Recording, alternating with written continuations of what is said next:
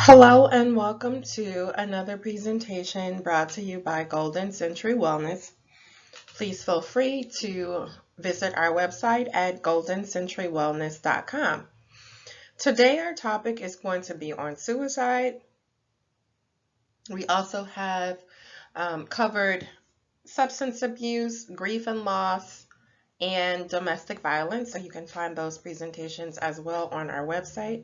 But again, today our topic is going to be on suicide, and we are going to go ahead and get started. First and foremost, we wanted to start off with a disclosure statement. So the information being provided is intended to help individuals, whether this individual has a family member, a friend, or a client, or a patient that they're working with that may be experiencing suicidal thoughts. By no means does this qualify anyone to work with suicidal clients or supplement or replace any type of emergency services. So the intention behind this is just to be informative. Also to help improve someone's understanding of what a person may be going through, help provide them with some signs of what people who are thinking about suicide often verbalize and or may do. This also hopefully puts it in a perspective to be a little more realistic, given that sometimes when a person is thinking about harming themselves, they have a very strong intention to die, or their intent is to die, and then sometimes it can be a cry for help. So being mindful of what's realistic, understanding that every case or situation looks a little different, so there's like no right answer, or there's just not something that's concrete or solid that we can say you could possibly do to prevent someone from attempting suicide. This information will be graphic. It will be a little detailed, but hopefully not too triggering. It's already a very sensitive topic as it is.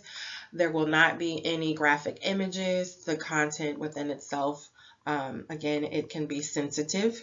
And then also, hopefully people are open-minded to the information being provided, whether they learn something, gain access to some resources, consider ways they can help someone, or even if they know someone or have a loved one who's actually committed suicide, maybe this can be something that can just shine a light on that situation and or event, and kind of give them some peace of mind or look at it from a healthier perspective. So those are the statements we'd like to make before starting.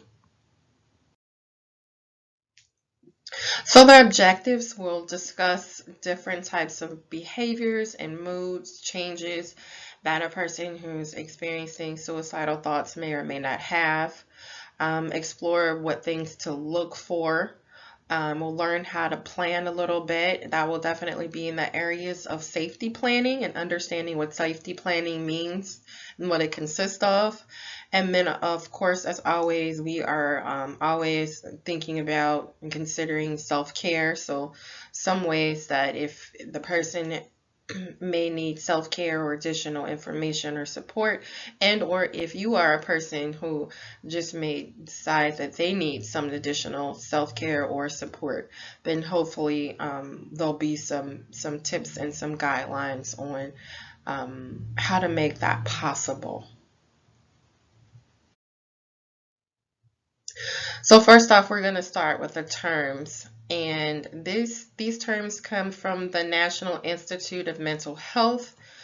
These terms are recent. They were from 2019. You can actually visit their website. We wanted to find very simple, common terms so that we were clear moving forward what the terminology was. So suicide is death by self-directed injury with intent to die. A suicide attempt is a self-directed but non-fatal yet potentially injurious behavior with the intent to die. And then suicide ideation is thinking, planning, or considering suicide. So we have three different terms: suicide itself, suicide attempt, and then suicide ideation. And as you can see, the most impactful one is the act of, where there's actually a death that has occurred. And then there's the attempt, which is the non-fatal yet potentially injurious behavior with that intent to die. So there's an attempt that was made that was either unsuccessful and or just non-fatal. And then the thoughts of suicide ideation, which is something that's very common to hear in a mental health or clinical setting, where suicide ideation discusses someone who's considering suicide. So those are the three terms. So now we're moving on to the warning signs. So first we're going to look at the changes in behavior. When we talk about changes in behaviors or changes in mood, this is that area where an individual could seem sad or hopeless or depressed at one point, and then a couple of days later they'll seem relieved. Now, if anyone is familiar with how depression may work, or how bipolar, how there's usually one mood and then the next mood, and in these cases that can be a little challenging to identify, but there are also helpful signs. So say a person could be depressed at one moment and not necessarily happy, but feel relieved or feel a little more confident. And that can be because they have a plan. Their change in mood will also be impacted by the behaviors. So there'll be some slight behavioral changes where that person may decide to sell their things or cancel an event. Say there's like a concert or a family outing or something like that, and that person has a date and time in mind where they plan on actually attempting suicide. Around that time, they'll make different types of adjustments, whether it's dropping out of school or moving from one area to another. So sometimes a lot of preparation will go around that mood. I've seen people who have bursts of energy, which again may or may not be confusing, because some people have symptoms of bipolar disorder where you see that manic stage, but it won't be like racing thoughts. That you'll just notice that this person is interacting with others differently, or they're changing their activity, and that their mood has slightly changed. And this can be because they have a strong intention and strong plan to actually harm themselves, and they're actually preparing and making the necessary steps, or the steps that they feel necessary in order to actually solidify and or complete their attempt. Now, in some instances, individuals will seek help. Sometimes they will, sometimes they won't. If they are, who are they reaching out to you? What are they reaching out for, and when? So, when thinking about if they're seeking help, if someone is already engaging in help, or say whether it's counseling or they're going to church or whatever that help seeking activity is, sometimes they will try to increase that, where they'll ask for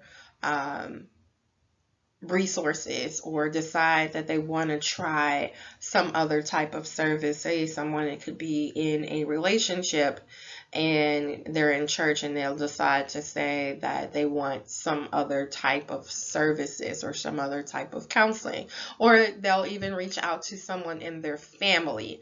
Well, chances are, if they reach out to someone in their family, then it may be a family member who either doesn't communicate with everyone, or someone who they communicate with, but they're only telling that person certain things.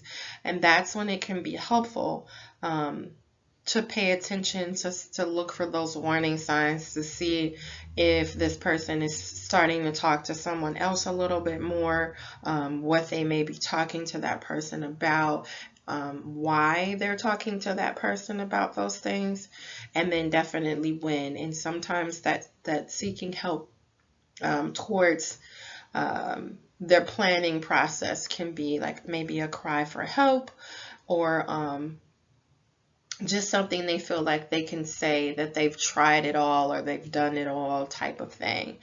Another warning sign is whether or not something has happened.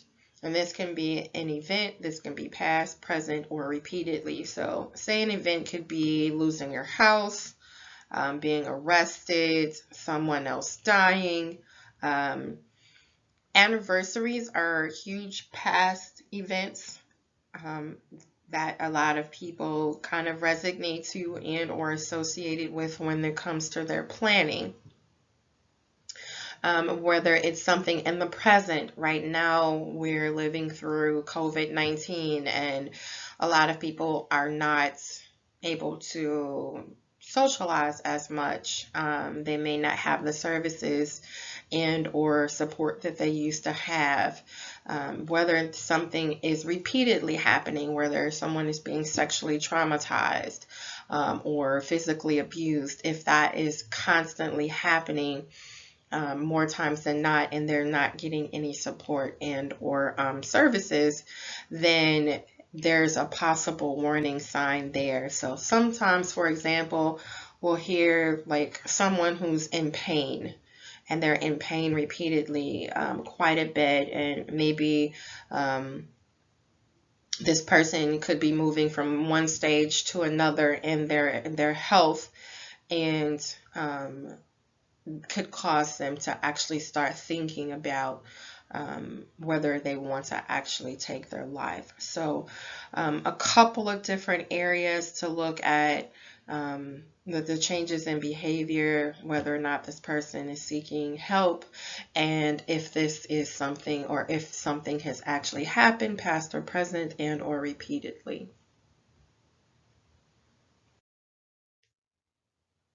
Some other signs, we tried to break this down a little bit according to age range. So some things that teenagers often do is run away from home, whether it's a friend's house or a family's house, to actually seek help. Could be one reason they run away from home, or because of an event at home. Sometimes they'll isolate themselves. So then there's that change in activities or change in behaviors where they're no longer actively engaging with anyone, ending activities. An example of this could be if they are into sports or into some type of extracurricular activity, and they actually decide that they don't want to play or engage in those activities anymore. Those are often some warning signs for teenagers. And then with teenagers and adults, again, changing those daily activities, whether, it's something that's already planned, that's been consistent off for several weeks, they may decide that they don't want to do that anymore in that activity. There could be an increase in the drug and alcohol usage. Again, we sometimes see individuals who stop taking their medication, whether it's medication for mental health issues and or some type of medical issue. And then complete task or decline in quality of their work. This is where someone will just decide that they want to hurry up and complete a task or a homework assignment or something to get it done in order to meet their time frame. Or they just decide that they're not going to have enough time, or there's no point in doing it because they already have plans. So that's where the complete task or decline in quality of work um, comes into perspective. Sometimes that individual can be encouraged to say, hey, why don't you look into this or look into that? And he'll be like, yeah, okay. So their responses may vary, or they may be a little stagnant because they're thinking, there's no point. They may not admit or verbalize why their response is that way, because in their mind they don't often share what their plans are. And then experiencing medical issues. So this could be terminal, this could be chronic, this could be something that has no cure, this could be a surgery that an individual may want that they can't afford. Um, Something they're really scared of or don't see an out or hope with that medical issue ever getting better, or the status of that issue changing. So those are some warning signs for both adults and teens. So I mentioned before how with the mood changes, there are also other mental health concerns. So depression and the bipolar disorder are two actual disorders in the Diagnostic Statistic Manual, the DSM. Then there's the trauma and abuse. Perhaps just gave an example of sexual abuse and physical abuse. And then there's substance abuse, um, terminal illnesses or pain, and major life events. So all of these are probably the more common and popular concerns, especially as a mental health provider, that individuals look for when working with anyone in this area, and or someone who just that starts off verbalizing that they have suicidal ideation, or they're thinking about suicidal ideation.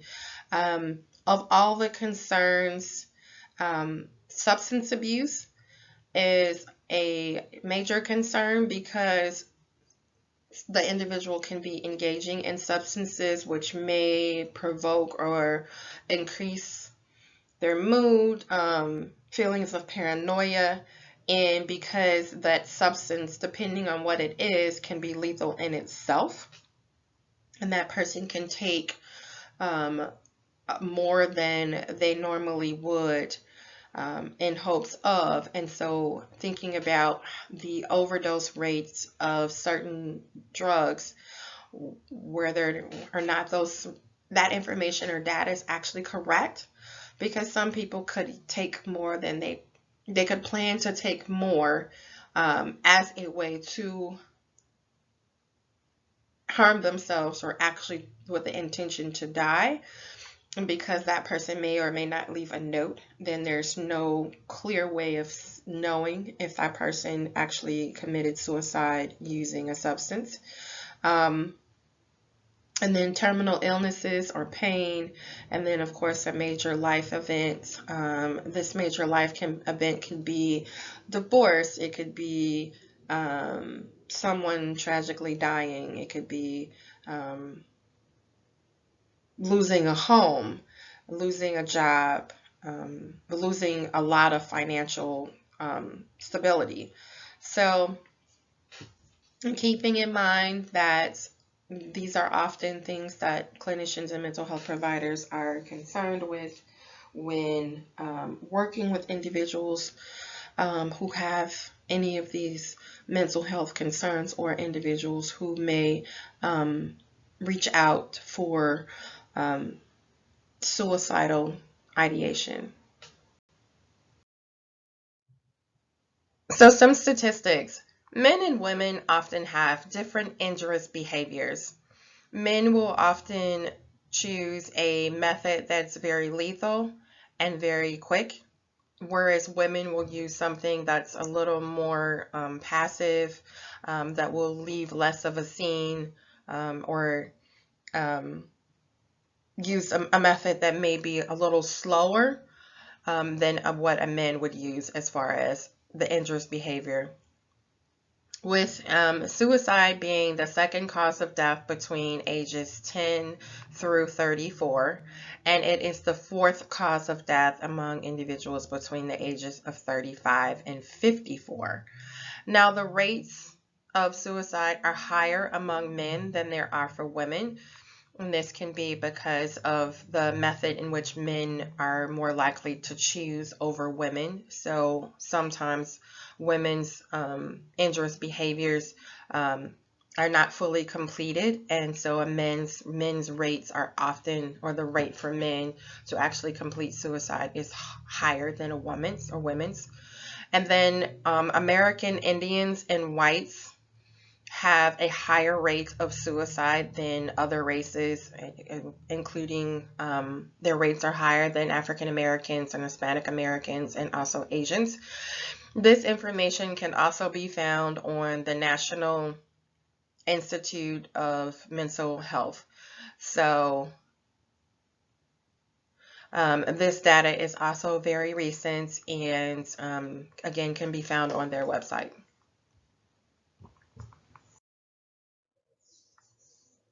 Let's listen. So, looking at a cry for help, being willing to talk, looking for help, and considering change. This is more on the side where a person may be thinking about suicide. Sometimes there could be an attempt made to commit suicide and it's non-lethal. And that person could do that or engage in that activity because they really want someone to know that they're needing help or wanting help. So that can often be considered a cry for help. A lot of people think that there's a myth that you shouldn't talk about suicide because then that gives that person an idea. That's not necessarily true. If someone is willing to talk about suicide, then that could be a key indicator that they're wanting to help. They want help. They want to be talked out of committing suicide or talked out of their thoughts, or they want their thoughts to decrease. So a lot of times people won't or avoid talking about suicide because they think that that's going to trigger someone or actually cause them to actually want to commit suicide. But in some instances, an individual could be willing to talk about their feelings. Sometimes individuals are actually looking for help, whether it's a resource, whether it's financial resources, whether it's a hotline. Sometimes they're reaching out for help because they don't want to commit suicide. Another key indicator could be considering change, whether it's moving from one state to another, moving in with family, moving away from, say, a domestic partner, or considering going into a substance abuse program. So this person could be considering change. You may not know why or where this is coming from, but they can be trying to do any and everything they possibly can to change their lifestyles before actually making a plan to harm themselves. Now, when someone is seriously thinking about suicide, then they are thinking, they can be in their head. They could be very adamant about it. They don't want that, they're past the cry for help. This is what they want to do, and they may not even want to talk about it. And when they do things like change the subject, say someone decides to cancel on going to an event, they may not want to explain why they canceled. They may change the subject or avoid the subject altogether. They may avoid subjects like if they were talking about being abused, and they may completely stop talking about being abused and change the subject because in their minds they have a plan, and that plan is going to end all of those things. And so sometimes there's a subject changed. A lot of times, even working with people, when they're thinking about it or they have a plan, they don't want to talk about it, so they'll change the subject because they don't want to slip and let anyone know that they have a plan. So they'll avoid the conversation altogether. As when we'll talk a little bit or explain a little bit more about how this may look when we talk about the different risk levels. Writing about it. You'll see people that'll post different types of poems or different stories or topics related to death or dying. Their prayers could change. And children and teens, that's very common for them. If they're going to draw something, then that might change to a drawing that has someone that's being harmed or hurting themselves in their drawings. So there may be some writing, some drawing, some talking about it. some just different things that they say. This information may not be direct.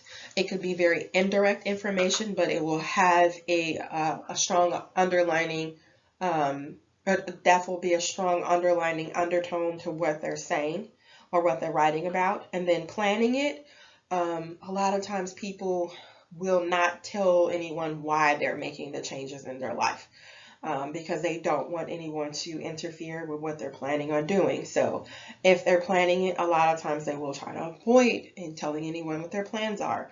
Um, they will change, you know, a lot of the plans that they have in their life, but they'll also be mindful of not giving away what their intentions are. Um, So, listening to what their plans consist of, listening or paying attention to what they're writing about, if they are changing the subject or the subject matter has increased and seems to be focused on dying or someone finding them dead, or giving up hope, or feeling like, they have to get all their affairs in order because, um, like an example could be if they have an illness and then they don't want to talk about being sick anymore. They want to talk about where they think they would like their things to go in the event that they would pass away. So some things to listen for, look out for, be mindful of when someone may be thinking about and or talking about or avoiding the topic of suicide. Okay, so now we're looking at the level of risk. A low level of risk could be no plans and a few thoughts. A moderate could be more thoughts. High has a few plans and the thoughts to match. And severely is someone who can be ready and able. So an example that comes to mind with the low risk was as I worked in a hospital, and an individual was verbalizing that they wanted to kill themselves, but they were also sitting in a room full of people, and their thoughts seemed to be a little all over the place, where they would say that they wanted to hurt themselves, but then say, I'm going to do it as soon as I finish eating my breakfast. Or I actually want to sit and have group first, and then I'll figure out what I'm going to do. So they didn't have a plan, but they were able to verbalize their thoughts. And so also thinking about the fact that this person is in a hospital and they're verbalizing this, knowing that staff will assist them and try to prevent them from actually engaging in any type of self-harming behaviors, just verbalizing that the few thoughts that this person had, they did not have a plan. So what was actually going on with that person as they verbalized it, they admitted that they said they were going to die anyway, and admitted that they were HIV positive, which doesn't mean that they're actually, there's treatment for that. And so in their verbalization of their medical condition, they decided to say, well, I don't have any insurance and my spouse or my boyfriend left me. So then being able to provide that person with resources to possibly gain insurance so they could have their medication. So you can see that there is an event. There were things that were going on. There was a health issue, but the person appears to be at a very low risk. So moderate risk is when there are more thoughts. The thoughts could increase or change based on the person's mood, based on the person's health, where they're thinking about harming themselves more and more. It comes to mind that a lot of times people think that individuals who cut themselves or self-harm themselves are suicidal when they're really not. So understanding that a person may cut in a different area but not necessarily engage in areas that are lethal is completely different. And this comes to mind with the moderate thoughts, where a person starts thinking about whether this is something they would consider doing. This is also more of a contemplation stage as well, where they think that they want to do it, but then they'll think about something they can do to possibly change. In this stage, the moderate level, they may not have access to any method, and they're not thinking about harming themselves as frequently as someone who is at a high risk.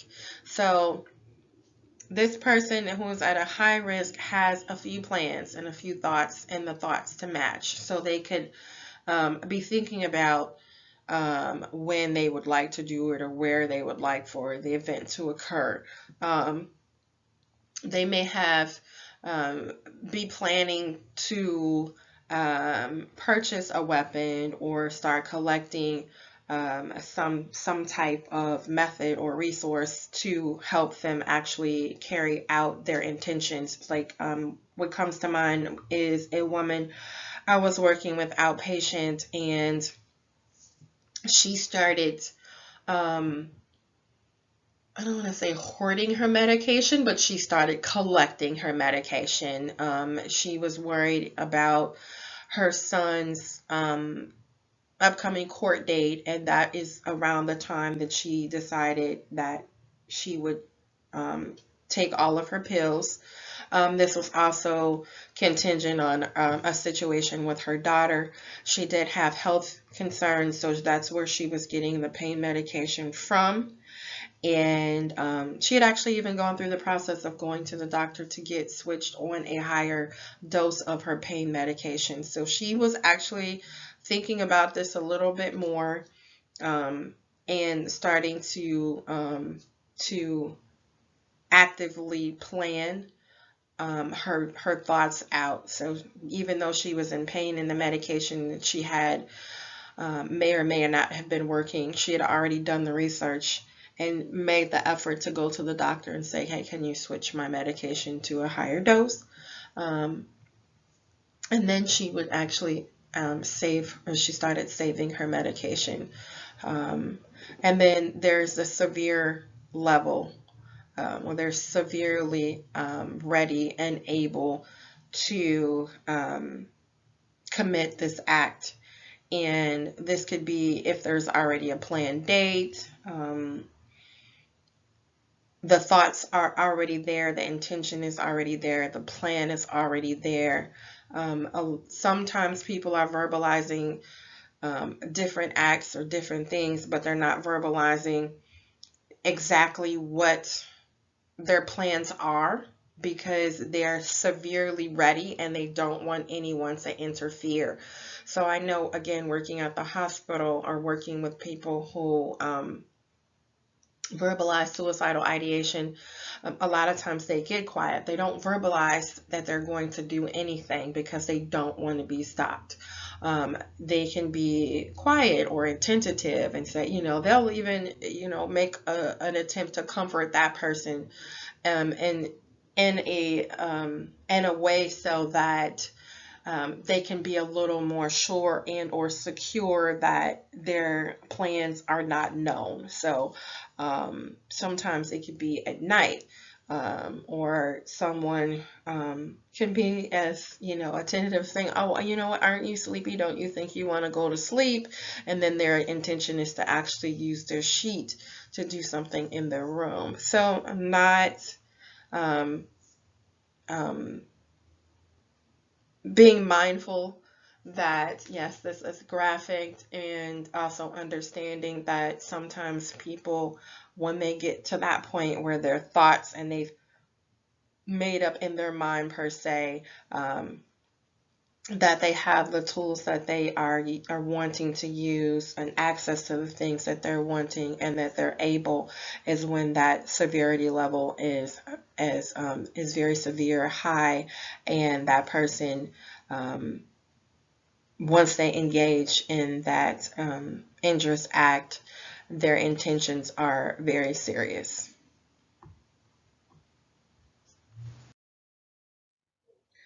So here are a few questions to ask yourself first before engaging with someone before contacting someone or even using some type of resource is what can I do? What can I do to help someone who's thinking about suicide? How can I help that person? Who do I know that can help? Will they be upset with me? Which decision can I live with, or which decision can I make that I can live with? So I'll use myself as an example. I used to work at a agency that had several 800 numbers, and I had an individual call me and say that they wanted to kill themselves. And I wasn't working at a suicide hotline, so that wasn't the nature of what the company was obligated to provide and wanting to do. Um, so I provided this person with a suicide hotline number. Unbeknownst to me, the hotline number was a recording.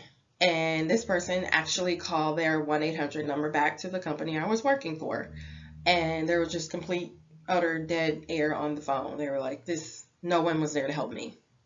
And they just sat there. So I thought to myself, well, this person really wants help. How can I help them? So at the time, there was a chat box. And I chatted in the chat box. I have someone who's verbalizing that they want to hurt them or kill themselves. I gave, and people's response was give them the suicide number. I was like, I did. And it's a voicemail message and they called back. So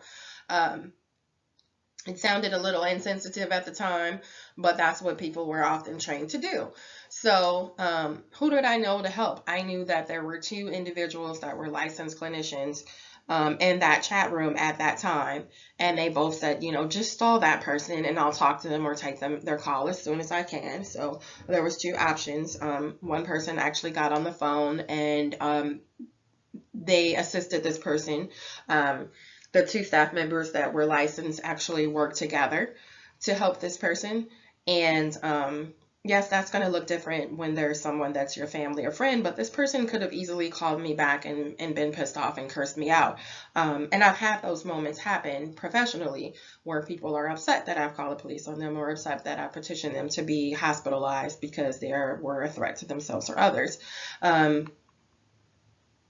If someone is upset with you and they are, they die, then that's different. But if they live and they're just upset, then hopefully they just, chances are they may or may not get over it. That's something that is also something to consider when making a decision on how you can help someone and what they can live with. I actually got in trouble with the company I worked for. I had a meeting and had a conversation about how long it took and that how long I spent on the phone with this person and that, I utilized someone else's time to have a conversation with someone and that wasn't the services that we provided. So I was able to live with that decision instead of just hanging up on that person and saying, we can't help you.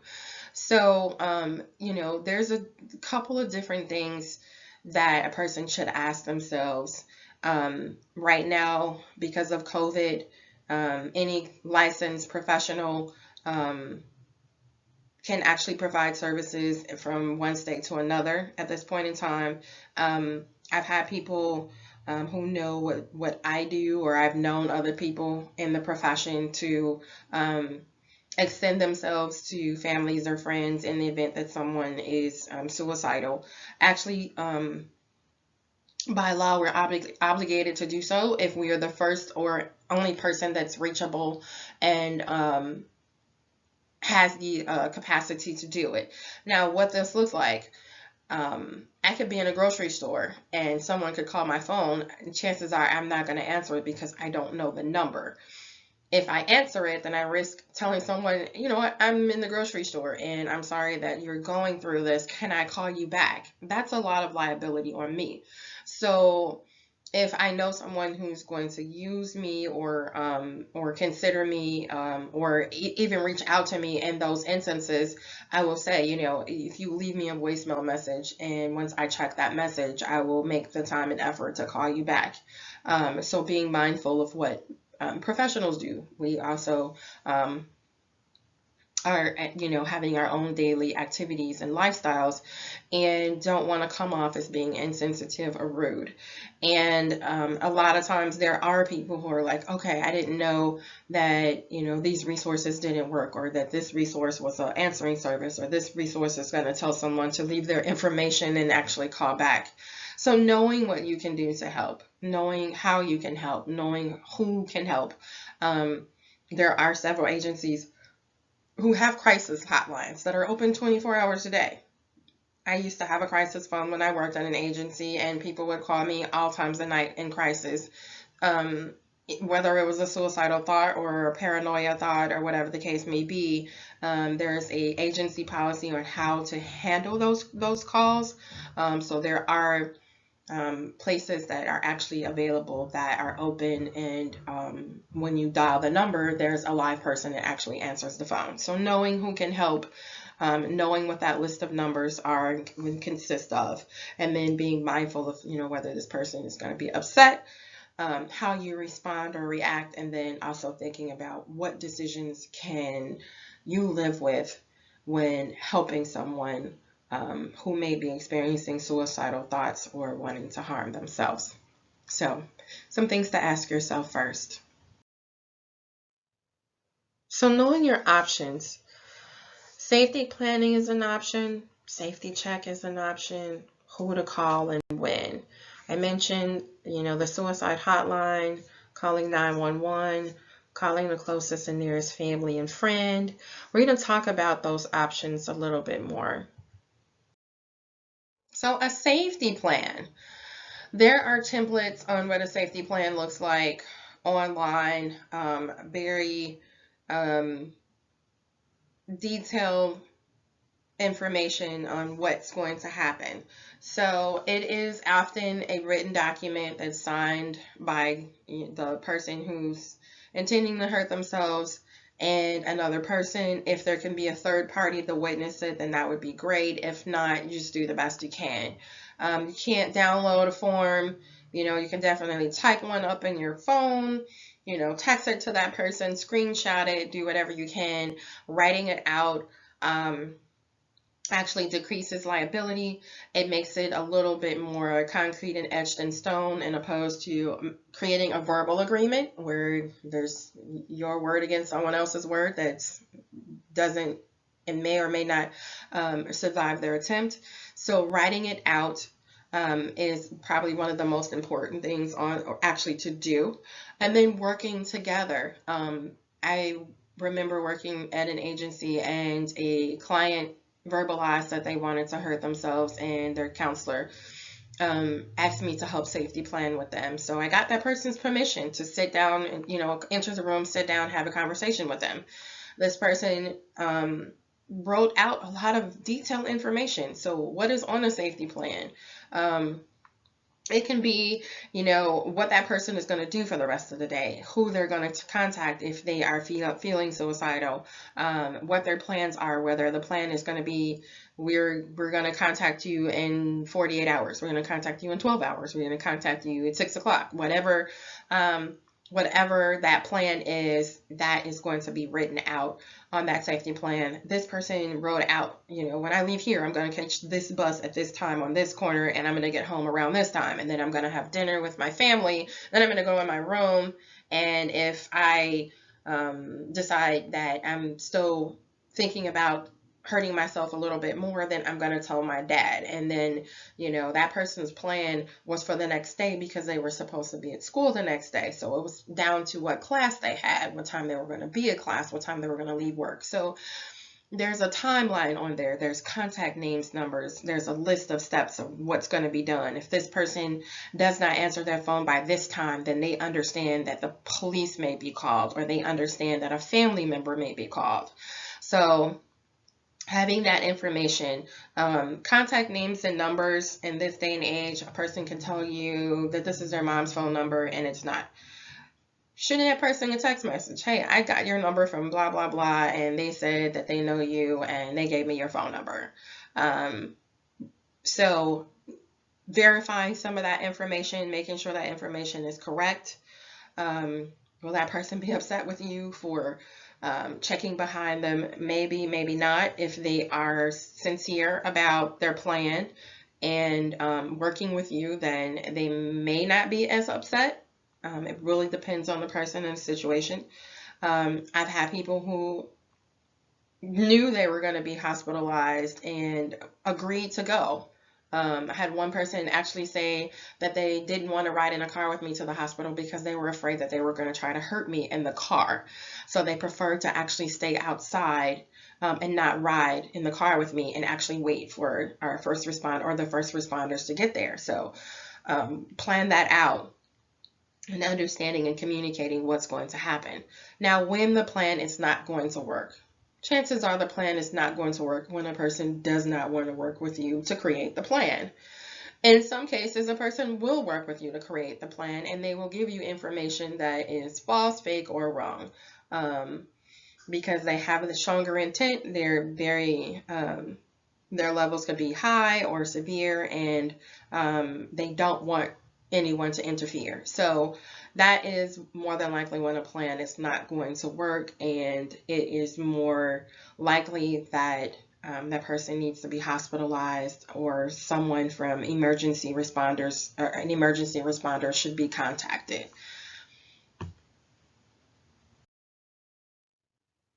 Now, a safety check is slightly different from a safety plan.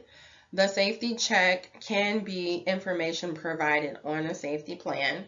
What a safety check consists of is someone contacting a family or friend to check on an individual who may be verbalizing or thinking about harming themselves. This also goes as far as contacting a non-emergency. A lot of police stations have non-emergency responders where you don't have to necessarily dial 911. You can dial a 9 emergency, depending on the agency and how their response is set up, and say, hey, I have this person's name and address and I'm worried about them. I haven't heard from them in a couple of days, or they were supposed to respond to me. Can you go by and check on them? 911 is slightly different because they may not knock on the door when they get there. I've had clients when I worked and had the crisis hotline phone, they would say, can you do a safety check on me if I don't answer the phone, instead of sending the police, because the police will come and kick your door down and make sure that you're okay, and they're not going to be passive about it or considerate about anything other than whether this person is alive or safe. So those three different types of safety checks are the more common. Now, please note that there is a HIPAA law, and this includes the act where a person has the right to privacy and confidentiality. So say 911 is called, person is hospitalized.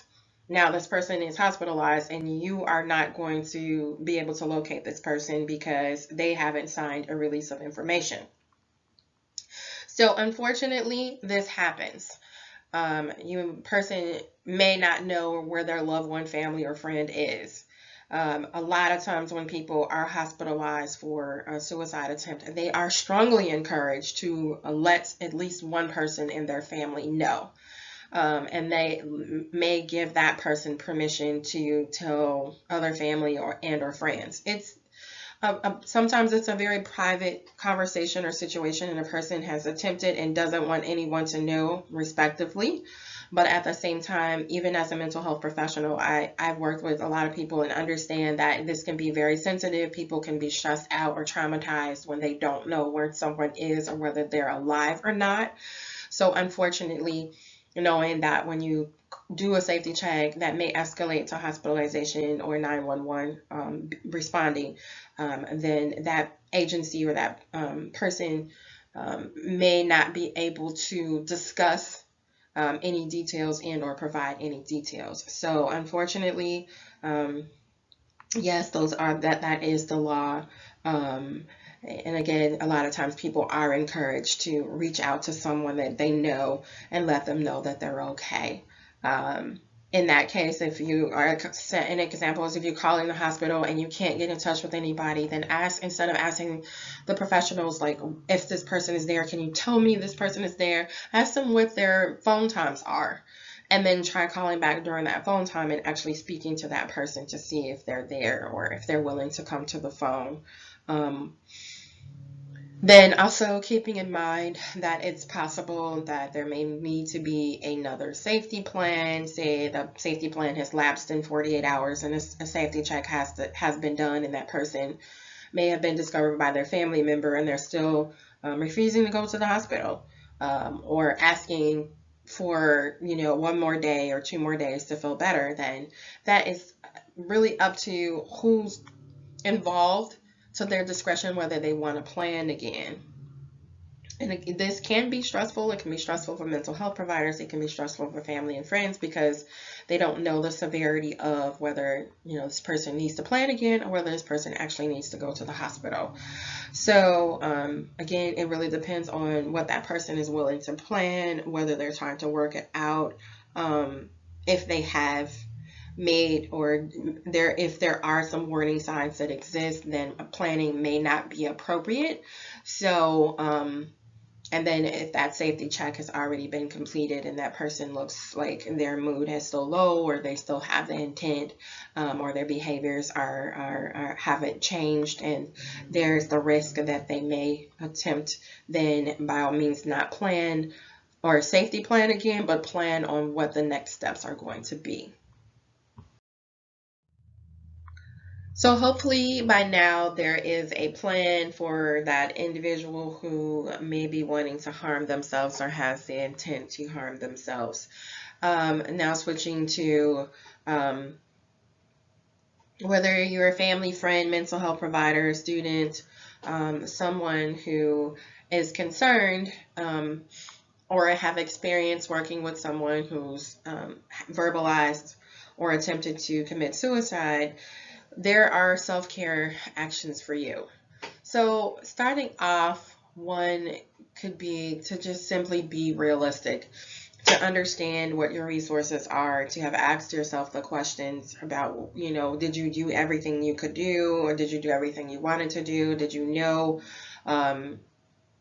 what existed or resources were provided, and just being realistic and understanding that sometimes people have such a strong intention on passing away and dying that it makes it less likely for someone to actually prevent them from doing it or talk them out of doing it. So the start can often be to just be realistic and understand that maybe you did all you could do. Having family and friends as a form of support can be helpful. It could be a little weight off your shoulders to have someone to talk to. And depending on the nature of the relationship, whether this is a friend and you want to confide in your mom and your dad, or just talk to someone in general about what you're feeling or what you've experienced. Sometimes from having that level of support, there may be the encouragement to engage in some type of counseling service. There is definitely counseling services for individuals who have the intent to harm themselves, but in this case, we're talking about what you can do for yourself. So individual counseling, you can talk about the stress that you may have experienced or the mood changes, whether the experience was traumatizing for you. Say you found someone who passed away, you were stressed out because this person maybe was hospitalized and you didn't know, or that person passed away, and so then there could be some grief and loss issues that can be worked out in counseling. There are also support groups. Normally, support groups are very specific on the groups and the topic. Some people really appreciate having a group or attending a group where there's a common group of people who've experienced something very similar to what they've experienced. A lot of people like that. Some people do find it to be helpful to be in a room with people who've experienced whether it's someone who died of a terminal illness or someone who overdosed or committed suicide using a substance abuse or substance.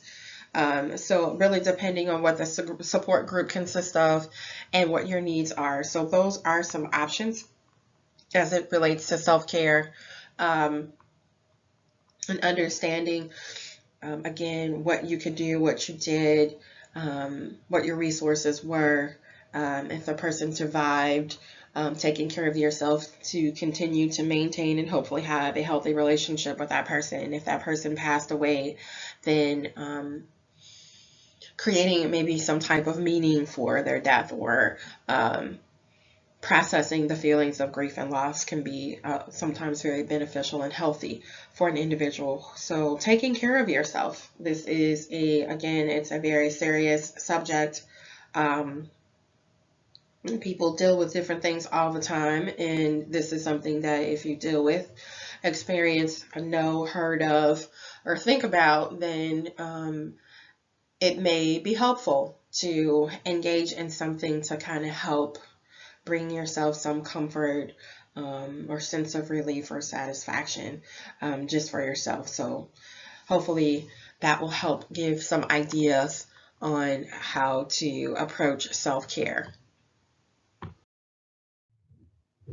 So thank you for attending, listening, following through with this presentation. And we covered quite a bit of information in under an hour. We didn't make the 45-minute mark, but we definitely touched bases with and provided information in regards to terminology, mental health concerns, warning signs, statistics, things to look out for and consider. And then, of course, last but not least, we talked a little bit about self-care. Please feel free to reach out to us if you have any questions, comments, or concerns. We do have a survey on our website. Let us know how we did, if there's information that you're still wanting to know more about. Hopefully this was not very graphic, and that the information and examples that were provided were helpful and not triggering. Again, if you are triggered, we do and strongly encourage for you to reach out to someone for help and or support. So thank you again for watching, listening, attending. Hopefully this information, it will be useful and or beneficial for you or a loved one, family, or friend. Take care.